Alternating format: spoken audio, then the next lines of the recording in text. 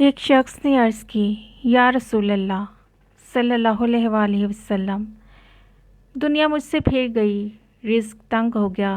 آپ صلی اللہ علیہ وآلہ وسلم نے فرمایا، تم فرشتوں کی تسبیح پڑھا کرو، اس کی برکت سے رزق بڑھتا ہے۔ وہ تسبیح یہ ہے کہ صبح کی نماز سے پہلے یا بعد 100 دفعہ سبحان اللہ و بحمدہ، سبحان اللہ العظیم و بحمدہ، استغفر اللہ پڑھا کرو۔